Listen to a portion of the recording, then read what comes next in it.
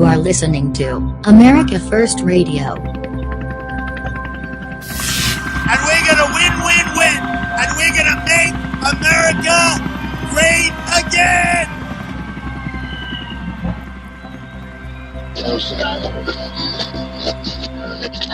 Here is your host, Paul Adams. Happy birthday, America. Happy 4th, everyone. 240 years, here we are. This is a very special day. Thank you for joining me on this epic episode. I wanted to save the best till last. And believe me, this is out of the box, far side, completely radical. Okay, we're going to be discussing some very important things about the future of America. If you've been following so far, episodes 1 and 2, it'll all come together for you today. Hey everyone, we're really privileged today to have Mr. Scott Isbell give us his 4th of July greetings, and you can find Scott at scottisbell.net. That's Scott with 2 T's, I-S as in Sam, Bell as ring a bell, .net, N-E-T. And we're going to hear from Scott again in some of our other broadcasts, and also at the end of the show you're going to hear his masterpiece, Trumpified. So here's Scott. How's it going? This is Scott Isbell, writer of hit song Trumpified, which has over 84 million plays worldwide. Just wanted to give a big shout out to this incredible radio station, to Donald Trump, and I hope everybody has an incredible July 4th weekend. Let's celebrate our independence, celebrate our troops, our veterans, let's celebrate ourselves, and let's celebrate Donald Trump. He's a leader we need desperately in office. I don't honestly feel safe right now with the current leadership we have, and that goes for both Republicans and Democrats. I think a lot of people in the Trump train sometimes are quick to only blame Obama, but the truth is all of the politicians in power right now suck. They have no idea what they're doing. And if they do know what they're doing the wrong thing, and they're doing it to benefit themselves and make money. The one thing I'd say that Mr. Trump really needs to do, if he really wants to get the millennial vote, I'm a millennial, I'm in college right now, is he needs to have live performances at his rallies.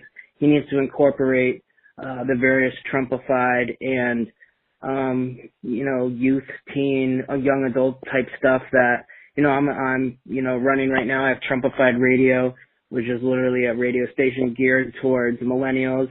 We do prank calls mostly the entire time.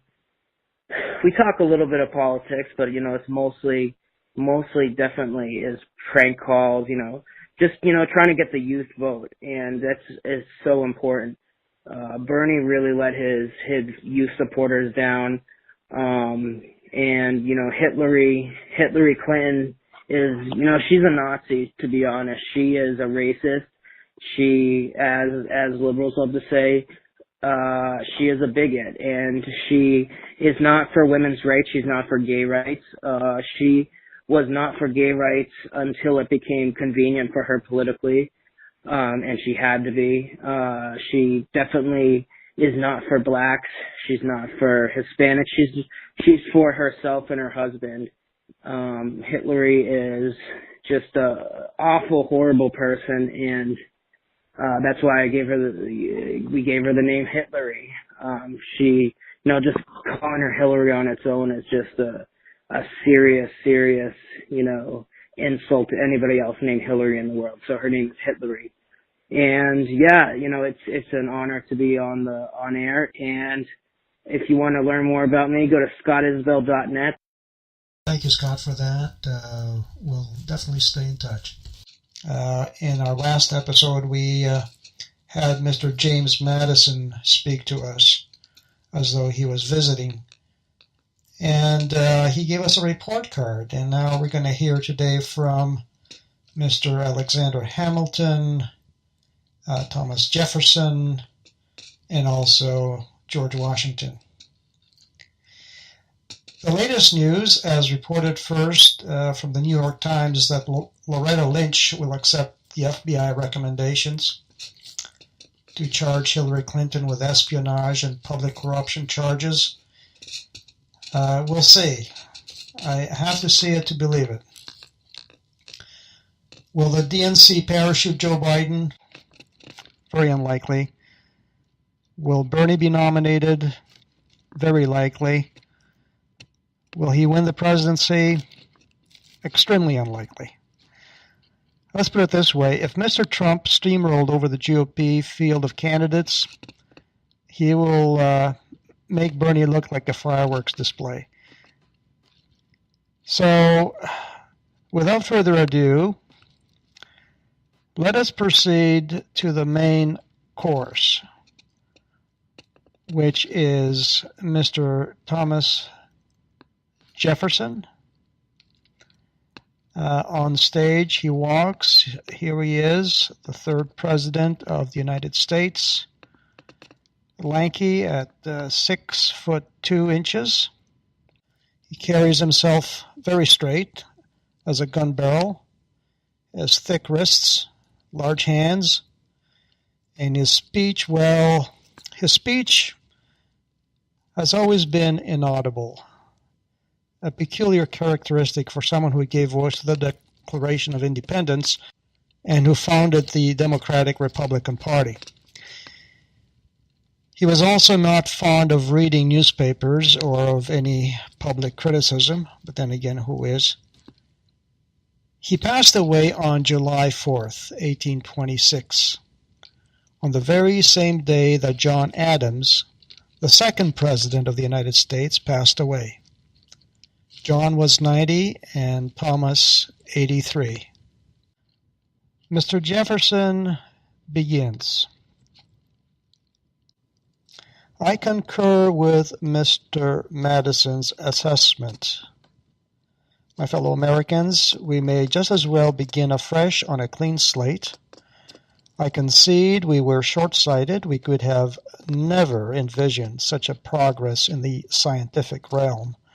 It is truly mind-boggling, and even more mind-boggling when you can peer into the future as we can. One thing is certain. As things stand, Americans have lost any power over their destiny. It has been usurped by tyrants and secret conclaves, masquerading as well-meaning philanthropists, or as men of the cloth, or as carefully disguised constitutional scholars. All wolves in sheep's clothing, Trojan horses, chameleons, shapeshifters, enemies of any free society. America has been hijacked, as have other nations, by men and women who bargain away their souls for wealth and power. I'm afraid the only recourse remaining for the American people is to utilize the latest technologies at their disposal, the same ones used against them, in order to activate their rights to true self-governance. As President Reagan once said, freedom is never more than one generation away from extinction. Let then this generation be that generation which retakes America. The struggle is no longer between ideologies that divide us along left and right, conservative or liberal, big government versus small government. That is a very false polemic. It is a vacuous narrative to keep the people distracted from the real struggle. The real struggle, my friends, is and has always been between national self-determination and globalism. It is time for America to wake up. Too many lives have been sacrificed to keep the torch of liberty lit. Don't you dare smother it in your generation. Don't you dare. I will now yield the floor to Mr. Hamilton. He has his own observations. Alexander. Alexander Hamilton stood at 5 feet 7 inches and was one of the staunchest proponents of the Constitution. He rose to lieutenant colonel in the Continental Army, was chief staff aide to General George Washington, became the architect of the nation's first financial system. He co-authored the Federalist Papers, was the first Secretary of Treasury, founder of the Federalist Party, the world's first voter political party. He was also founder of the first Bank of the United States, America's first central bank, and founder of the U.S. Mint and of the first tax collection bureau that would later become the U.S. Coast Guard. He became Inspector General and was second in command in the U.S. Army. And he completed his law degree in 6 months. Mr. Hamilton was born outside the United States in the West Indies. His foreign birth, some say, removed strong attachments to any particular state or locality, thus enabling him to see the Revolutionary War and later the entire nation with rational objectivity. In his day, he was opposed by the so-called Democratic Republican Party led by Thomas Jefferson and James Madison. Hamilton favored a strong federal government. He was blunt and forceful in his views, just like Mr. Trump. He begins, "My fellow Americans, I too am convinced that a new order of things must emerge if the Republic is to endure and flourish. Allow me to reiterate from my first speech of June 21, 1788.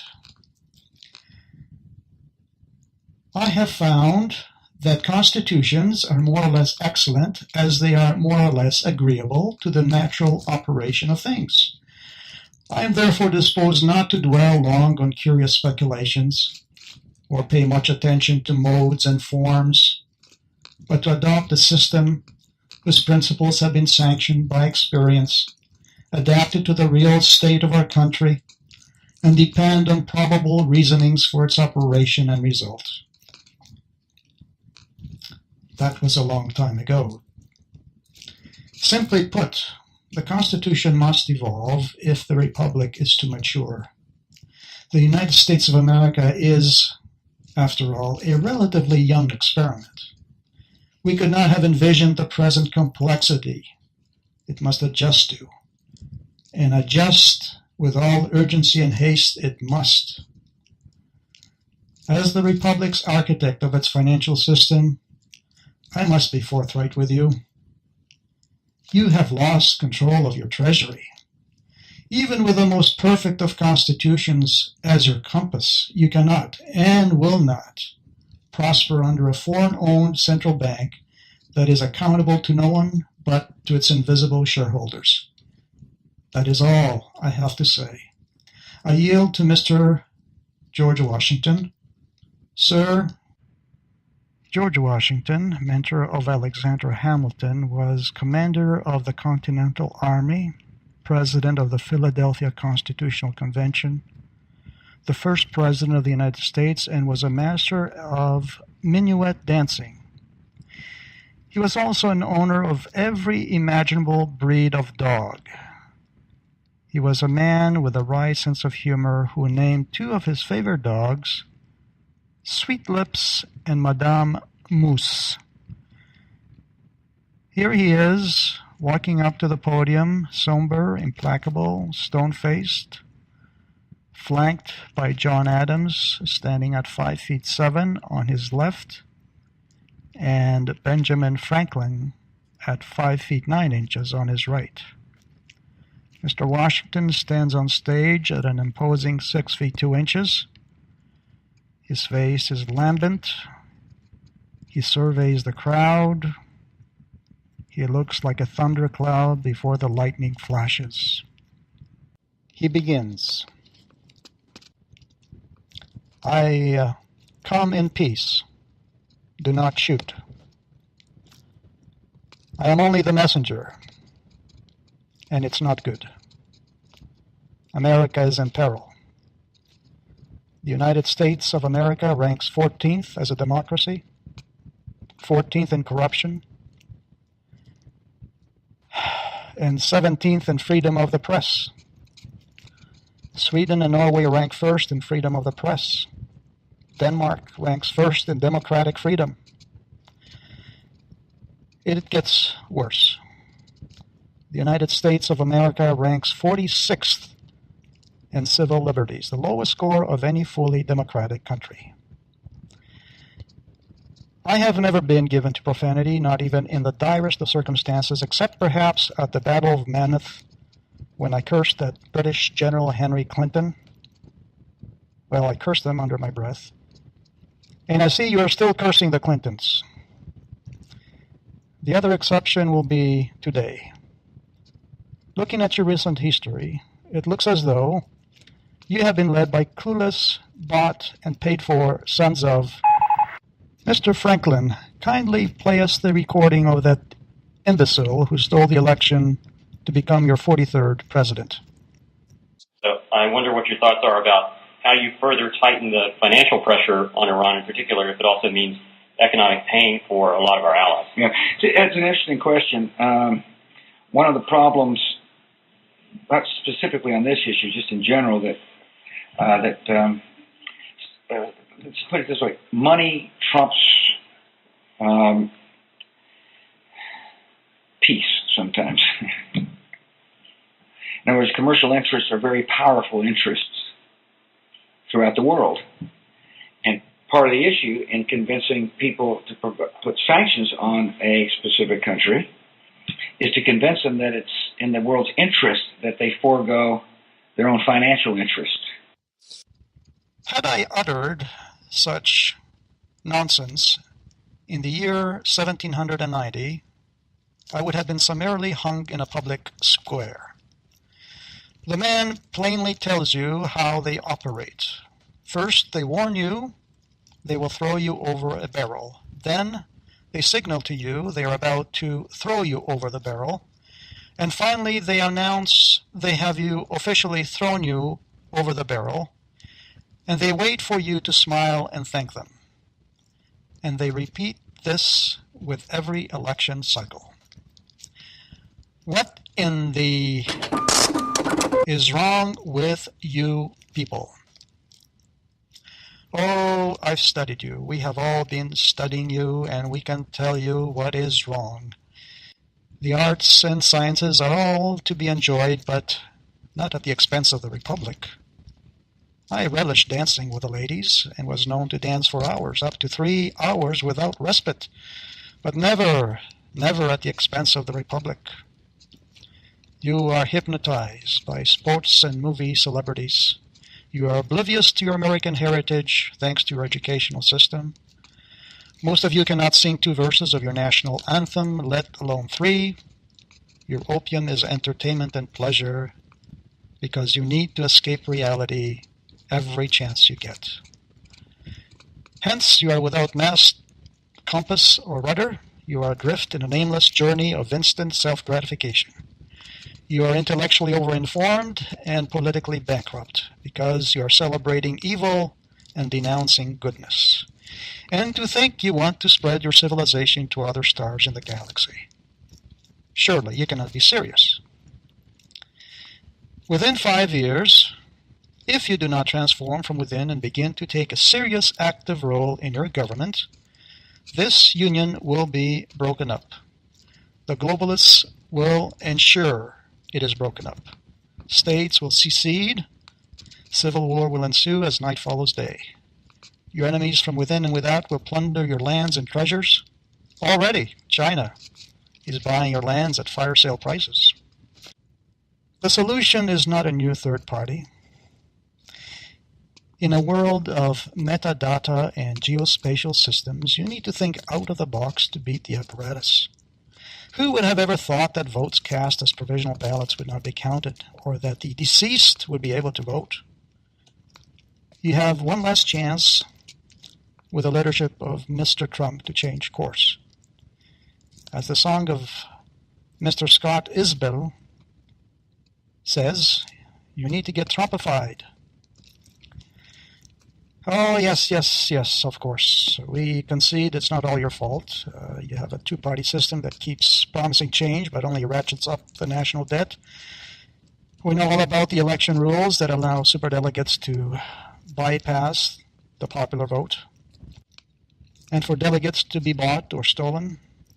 We know all about the rigged voting machines, the corrupt super predators in your Congress who pad their pockets at your expense, the treacherous executive that is beholden to globalist vampires. The absence of a U.S. Treasury doesn't help. The perpetual corporate wars that only benefit the shareholders of the military-industrial complex that uses your best and brightest as cannon fodder. Your intrusive government that can hack into your computers and cell phones at will without probable cause. Your inability to impeach or recall your president. All this and more has come upon you to disfranchise you from the political arena. No wonder almost 60% of you do not vote. Yet, you are still masters of your ship. You can start on a fresh page. Never ever forget that we also had nothing to work with but a clean slate and the writings of John Locke. Instead of being the employer, you have become the employee. Instead of a government of, by, and for the people, it has become constituents of, by, and for the government. Then here is the remedy. Are you prepared, America? Are you ready for a remedy? Because if you keep on doing what you have been doing, you will be fulfilling the definition of insanity. My recommendation is this.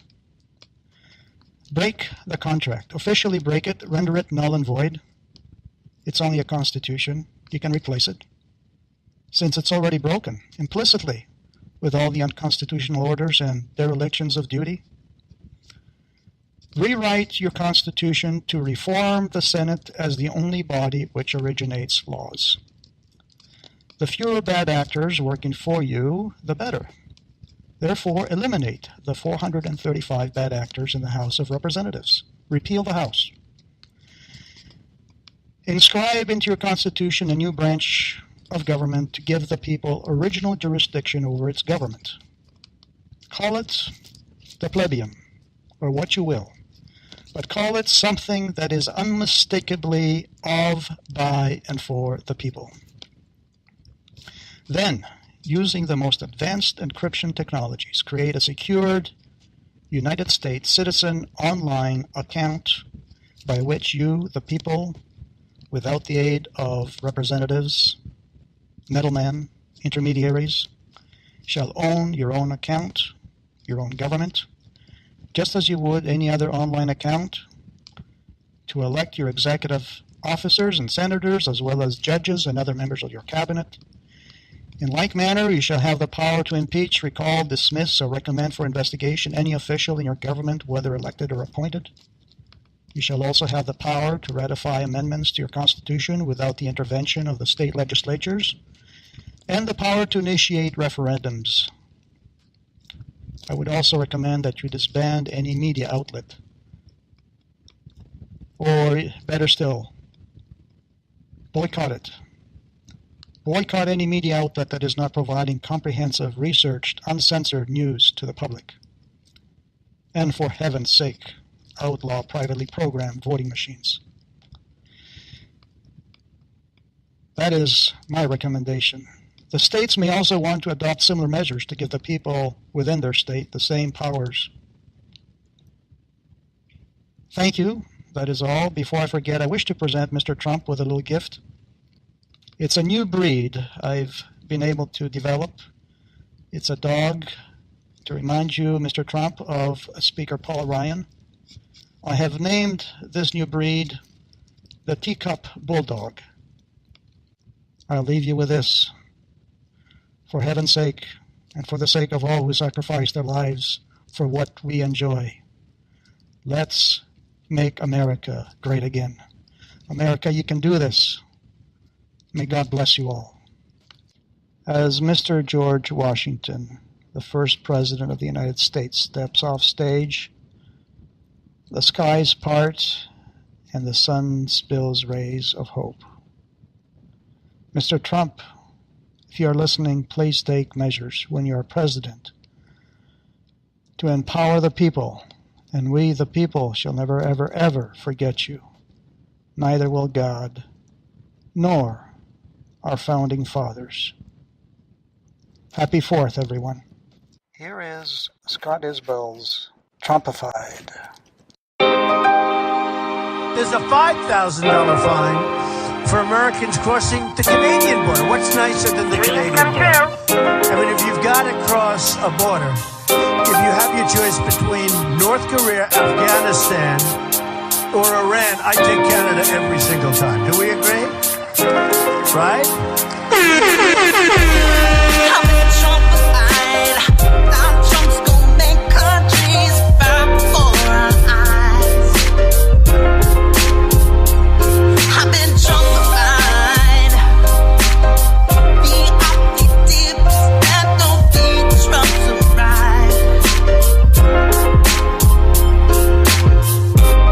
Please somebody help me. I'm the Trump and spread here all around the world. Impossible. Nothing's possible if you believe in dreams.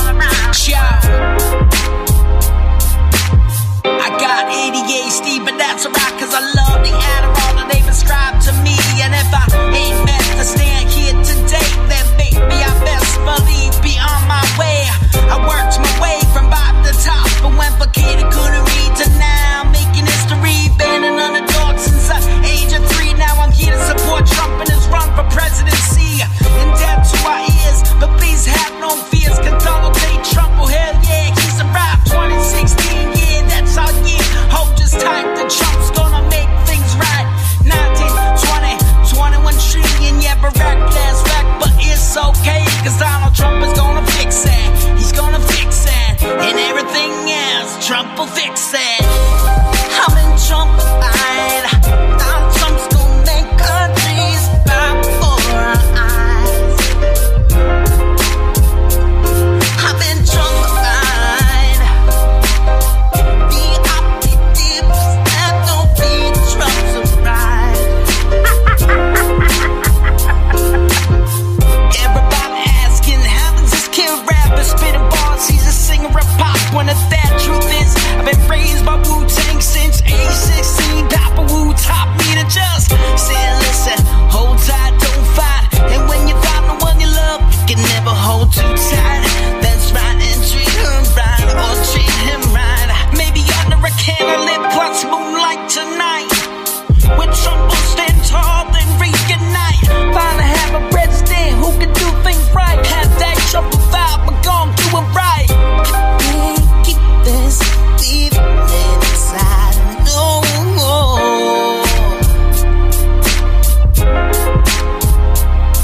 The silent majority, we can't stay silent no more.